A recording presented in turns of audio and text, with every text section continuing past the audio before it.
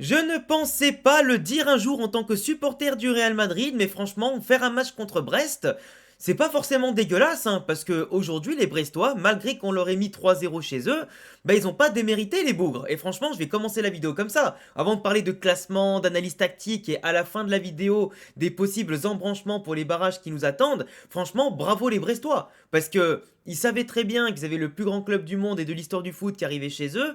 Ils n'ont pas joué avec la peur au ventre, ils ont joué crânement leur chance. Ils ont mis bien mieux la pression que le Real Madrid, du moins au tout début du match. Et même en seconde mi-temps, ils n'ont pas, j'allais dire, abandonné, malgré le score qui s'alourdissait de plus en plus. Et franchement, ils ont joué. Ils ont proposé des choses, ils nous ont bousculés. Alors le Real Madrid ce soir n'a pas été ultra flamboyant, mais a su être efficace et tueur et létal. Et aussi solide derrière par rapport au clean sheet. Mais on a quand même eu un grand Courtois et une défense qui intervenait parfois au dernier moment pour empêcher Brest d'ouvrir le score, parce que je pense qu'ils auraient quand même mérité pour l'histoire de marquer au moins un but. Le pauvre, en tout cas, joueur, ça a été refusé pour hors-jeu, pour pas grand-chose. Mais pour le coup, c'est vrai que Brest, ce soir, n'a pas démérité. Je dis pas qu'ils allaient gagner le match ou faire un match nul, mais franchement, s'ils marquaient au moins un but contre le Real, c'était pas volé. Un Real Madrid qui, cette année, pour la première fois dans ce nouveau format, termine 11e devant le Bayern, avec pourtant les mêmes statistiques. Alors je sais pas si ça va jouer à qui a marqué le plus à l'extérieur, qui a pris le plus de buts à domicile, je sais pas quoi. Peut-être qu'il y a un équilibrage qui se fait comme ça au niveau de l'ordinateur. Mais en tout cas, le Real a le même bilan que le Bayern et finit 11e au lieu de 12e. Dortmund et l'Atalanta qu'on a battu finissent 9e et 10e, ce qui est quand même un peu frustrant parce qu'ils ont su marquer plus de buts que nous. Et même si là on gagnait 4-5-0, ça changeait très peu de choses. Au pire, on serait passé 10e devant Dortmund. Mais c'est quand même un peu frustrant de se dire que le top 8 finalement se joue qu'à un point. Et pour moi, c'est pas au nombre de buts, c'est vraiment les points qui nous font défaut à cause de la défaite à Lille, de la défaite à domicile contre le Milan AC où j'ai encore ça en travers de la gorge. Mais franchement, voilà, c'est qu'on méritait pas d'y être. Il faudra prendre note pour les prochaines années. Mais en tout cas, le top 8, même s'il y a des équipes plus fortes que d'autres, a le mérite d'être là. Le parcours est présent. Lille, qui te fait 5 victoires, annule 2 défaites seulement, qui plante 17 buts et qui en prend 10, ils sont là, ils ont mis un carton ce soir en plus contre Feyenoord, c'est impressionnant, tu vois, Lille, ils ont quand même fait tout ce qu'ils pouvaient avec leurs moyens, malgré les changements de coach, les joueurs, etc. Au final, ils sont au top. Liverpool premier qui ne fera pas le 8-8 mais qui a quand même fait 7 victoires d'affilée, hein, ce qui sera déjà, je pense, un record difficile à battre ces prochaines années. Le Barça qui a fait 2-2 contre l'Atalanta mais qui était pas loin quand même, hein, de prendre la place de Liverpool en tant que leader. Mais Liverpool s'est mérité sur la durée, etc. Il méritait d'être premier. T'as quand même Arsenal qui fait comme le Barça, l'Inter aussi, donc ça se joue à chaque fois qu'à la différence de but et donc à pas grand chose. L'Atlético, voilà, qui a gagné aussi, les Leverkusen qui sont dans le top 8 et Lille, Aston Villa qui complète. Et franchement, c'est frustrant. Tu te dis que là, le Real Madrid, c'était normalement leur place elle est là-haut, mais après c'est comme ça. Et dans une saison où tu es déjà surchargé, tu te rajoutes encore 2 matchs de barrage contre potentiellement une très grosse équipe comme Manchester City qui a fini 22e avec un score contre Bruges ce soir. Bruges qui s'est aussi qualifié, mais tu as quand même des clubs un peu décevants. Je pense notamment à Leipzig, à Gérone, à Salzbourg, au Shakhtar surtout, Stuttgart qui font quand même bonne impression dans leurs championnats respectifs. Enfin, sauf Giron cette année, mais globalement l'an dernier, avec tous les départs qu'ils ont eu au mercato, c'était compliqué. Mais ils ont quand même fait un minimum d'illusions. Mais bon, ça n'a pas duré très longtemps avec seulement une victoire. Mais c'est vrai que par contre, on peut dire bravo au club français. Monaco, Brest, Paris qui fait une remontée, et surtout Lille, tu vois, qui est dans le top 8. C'est quand même de sacrées performances. Les équipes françaises, malgré un manque de budget, un manque de recrutement et une grosse irrégularité, Monaco qui tape le Barça, alors certes à 11 contre 10 dès le début de l'année, mais qui après arrive pas à enchaîner, mais qui se maintient quand même, c'est pas trop mal. Et franchement, quand tu regardes les résultats, ce soir, il y a quand même eu des buts. Leverkusen 2-0, 4-1 Salzbourg, etc. Triplé d'Ousmane Dembélé avec le Paris Saint-Germain. Le Sporting qui sans Gyökeres arrive quand même à se qualifier. Benfica qui tape la Juve et je pense que Thiago Motta il va pas tarder à se faire virer. Monaco qui prend un rouge très vite et triplé de Lautaro Martinez pour les qualifier encore plus, même si eux n'étaient pas en danger. Dortmund qui tu vois en ce moment avec Saïn, c'est compliqué. Je crois qu'il a été viré Saïn. Je sais plus s'il a été viré ou pas, mais en tout cas Dortmund qui aujourd'hui contre le Shakhtar a montré du caractère qu'ils n'ont plus depuis longtemps. Liverpool qui n'avait pas l'équipe type, il menait 1-0 puis 2-1 puis finalement il perd 3-2. Bon, c'est pas grave. Aston Villa franchement, je pensais qu'ils pouvaient être choc parce qu'ils menaient 2-0 puis 2-2 finalement 4-2. Ah, ils ont fait quand même les travaux l'équipe d'Emery et ça récompense un coach qui est vraiment exceptionnel que j'aime beaucoup et qui mérite en tout cas par rapport à tout ce qu'il fait avec cette équipe avec ses moyens malgré les joueurs qui vont partir au mercato et tout il les amène au sommet, c'est quand même très beau. Après voilà, t'as des petites perfs, le Bayern qui fait pas une saison exceptionnelle en Ligue des Champions, un peu comme nous, mais qui quand même construit une équipe avec peu d'opposition qui fait les travaux. Et t'as le Milan, tu vois, qui perd 2-1 contre le Dynamo. Tu vois, on manquait pas grand-chose pour passer, mais ça s'est joué principalement à des faux pas qu'on a fait nous. Enfin bref, passons maintenant à l'analyse tactique et on parlera à la fin de la vidéo des embranchements pour les barrages et tout. Le Real Madrid jouait avec déjà en plus des joueurs comme Tchouaméni et Rudiger en défense centrale. Alors moi ce qui m'énerve c'est qu'encore une fois Asensio n'est pas titulaire. Asensio qui a besoin de jouer, de continuité. T'as Tchouaméni qui pouvait revenir au milieu de terrain au pire, mais non. On enlève Ceballos et on met Tchouaméni en défense centrale. Je comprends pas trop. Je comprends pas trop le move. Ceballos, en ce moment il est en pleine forme, il mérite de jouer, il joue pas. Tchouaméni, au milieu de terrain, c'est mieux qu'en défense centrale. Et je sais très bien que c'est un garçon qui peut mieux faire. Moi, Tchouaméni, je suis exigeant avec lui parce que je sais qu'il peut mieux faire. Et comme je le répète, on est exigeant avec les gens qui ont du talent, pas avec ceux qui n'en ont pas. Et pour moi, Tchouaméni, c'est quelqu'un qui, s'il se réveille un peu plus, qui prend plus de risques et qui comprend là où il est et la place qui est la sienne, il peut tout casser. Comme je suis persuadé que Kamavinga et Tchouaméni, l'année prochaine, si y a Xabi Alonso, ils peuvent vraiment tout exploser tous les deux. Mais ce que je veux dire, c'est que là, t'as Vasquez, titulaire. Alors, Asensio à droite, ça marchait plutôt bien. Ou au pire, tu me changes de solution. Chouameni, à la place d'Asensio, je suis pas d'accord. Mendy, alors que Fran Garcia en ce moment, il fait des matchs de fou et que ça reste Brest quand même. Tu peux mettre Fran Garcia pour pousser les centres, t'as pas besoin de verrouiller avec Mendy. Donc pour moi, t'apportes pas de continuité à Ceballos, Asensio et Fran Garcia qui jouent mieux que leurs concurrents directs. Je suis pas d'accord. Je suis pas d'accord. Brahim, par exemple, vous savez, c'est mon chouchou, Brahim. Mais en ce moment, Brahim, quand il joue, il a encore montré ce soir, il mérite pas de jouer. Brahim en ce moment, c'est pas le Brahim de l'an dernier. Mais ça aussi, c'est un problème de contexte tactique parce que toutes ces zones préférentielles sont prises par les autres joueurs qui permutent, qui se déplacent, qui font beaucoup de choses comme les Mbappé, comme les Jude, les Rodrigo et tout ça. Et c'est très dur d'inclure un profil comme Brahim avec tout ça. C'est soit il faut qu'il en enlève un pour que lui, il ait un peu plus le champ libre dans sa zone tactique préférentielle, donc en général dans l'axe du terrain et par moment à droite. Mais le problème, c'est que là, Brahim aujourd'hui et en ce moment, ça fait depuis quelques semaines, que dans les prises de balles, les décisions, le côté décisif, il n'est pas brillant.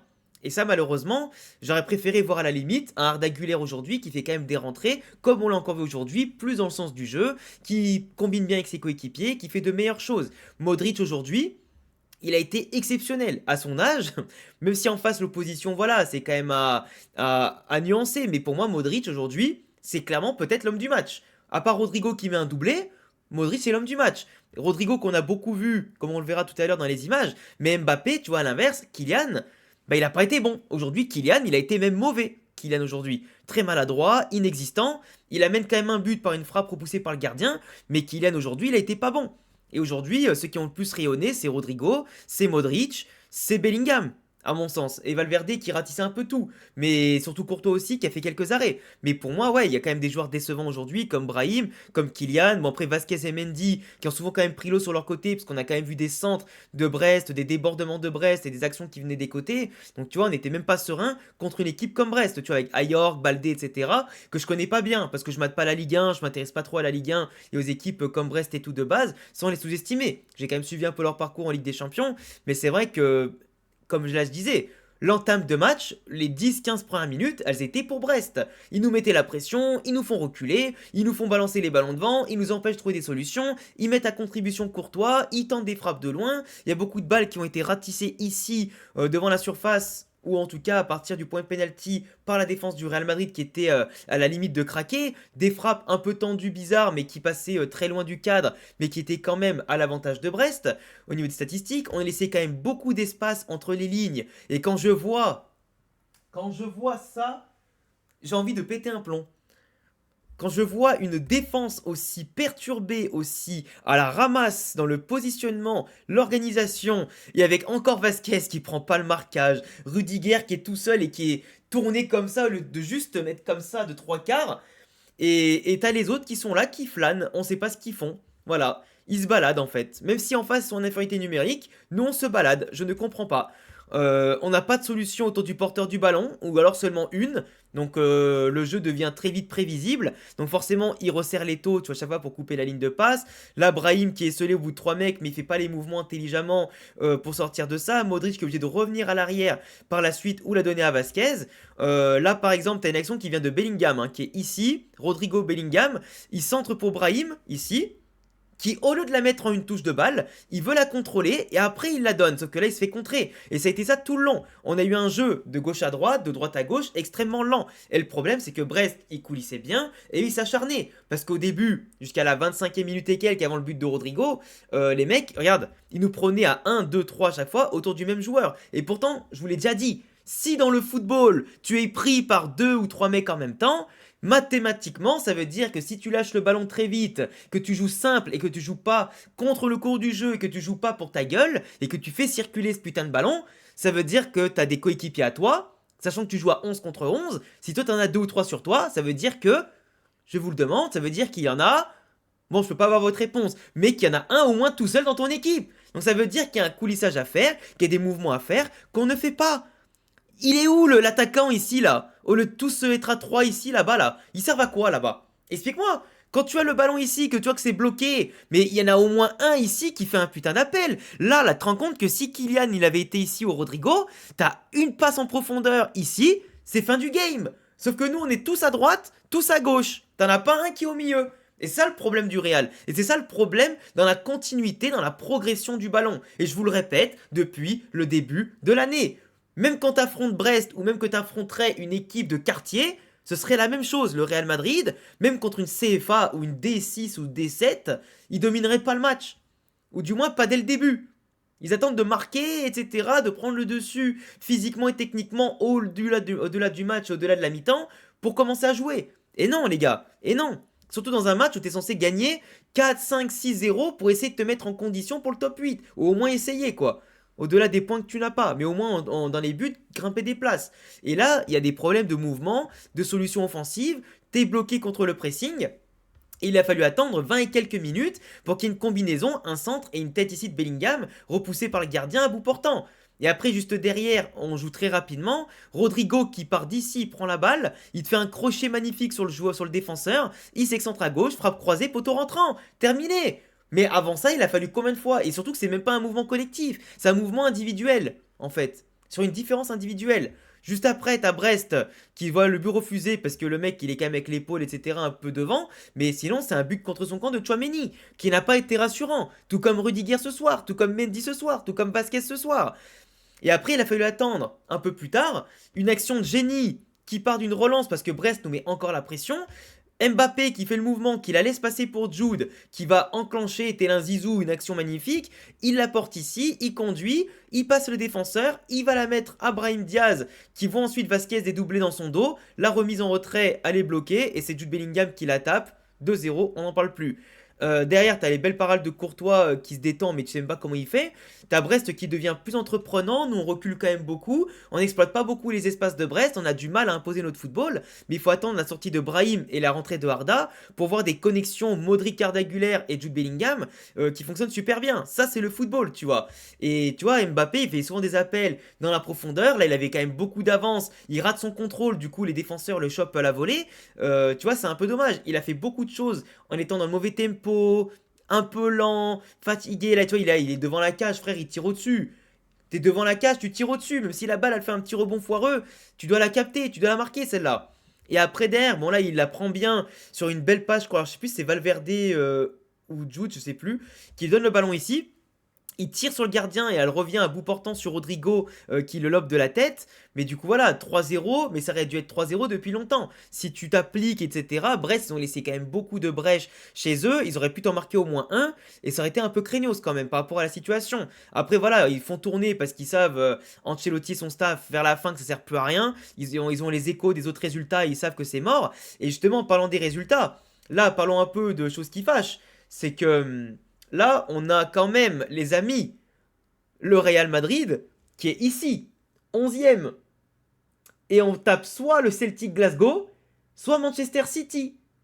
Et après, en gagnant ici, alors ça dépend. Soit on sera positionné par rapport au tirage de vendredi midi, soit dans cette zone-là, soit on sera... soit on sera... Alors attends, c'est dans quelle autre zone du coup? Parce que si le Bayern ils sont là, je crois que je l'ai ici. Ah, je l'ai pas dans les... Ben non, en fait, je comprends pas leur tableau là. Parce que d'un côté, t'as le Celtic et le Real qui sont là. Celtic, enfin Real Madrid City. Ah mais d'accord. En fait, c'est soit l'un ou l'autre qui affronte machin, donc ok. Mais du coup, le Real affrontera soit le 21, soit le 22, donc ça se tirera ici. Mais le vainqueur de ces trucs-là affrontera Atlético Madrid ou Leverkusen. Voilà, en fait, c'est ça qui était mal fait dans le tableau. Donc en fait, voilà. C'est qu'il y a un tirage pour savoir si le Real affronte le Celtic ou Manchester City, et Bayern, Celtic ou City. Et après, tu as aussi ce côté tableau pour savoir si le vainqueur de Real City ou Real Celtic affronte Atlético ou Leverkusen. Et le Bayern, machin, Leverkusen ou l'Atlético. Voilà. Parce qu'en fait, il faut voir ça comme deux branches en fait. Il y a une branche Atlético ici, une branche Leverkusen ici. Voilà. Mais en gros, dans tous les cas, ça veut dire que le Real va quand même avoir, s'ils affrontent City dès le départ, très fort à faire. Parce que tu peux avoir un derby en huitième ou Leverkusen avec Xabi Alonso. Et attention, parce qu'après derrière, t'as tout le groupe qui est Juventus, Feyenoord, Milan, PSV, Arsenal, Inter. Et c'est quand même très chaud, tu vois. Franchement, tu te fais une Ligue des Champions. City, Bayern, Atlético ou Leverkusen, Arsenal ou Inter. C'est une folie furieuse. Non, mais quand tu y penses, c'est une folie furieuse. Et après, Real ou enfin Liverpool ou Barcelone, pourquoi pas en demi ou en finale. Franchement, c'est quand même une dinguerie hein, quand tu y penses. Hein. Franchement, y a pas à tortiller, c'est quand même un sacré truc. Hein. Enfin bon, en tout cas, on en reparlera des tirages, les amis, dès vendredi, quand ils seront faits de manière plus concrète et tout. Moi, j'ai pas peur de ce Manchester City là, je vous le dis. Mais contre un grand club, il peut tout se passer. Et après, on sait pas, hein, la magie du tirage au sort fera qu'on pourra anticiper par rapport aux années précédentes où il y avait des tirages à tous les tours quasiment, là ce qui va nous attendre. Mais franchement, dans tous les cas, pour gagner une compétition comme ça, faut aller au bout en battant tout le monde. Donc on verra bien. Et le Real Madrid, s'il sait se sublimer, c'est bien en Ligue des Champions. Enfin bref, je vous laisserai me dire en commentaire ce que vous avez pensé de ce match-là, Real Brest et globalement de la soirée de Ligue des Champions. Ce que vous pensez du possible embranchement qui attend le Real Madrid en Ligue des Champions. Et puis je vous dis à très vite pour une prochaine vidéo. Abonnez-vous, cochez la cloche, le petit pouce bleu et à bientôt. Ciao.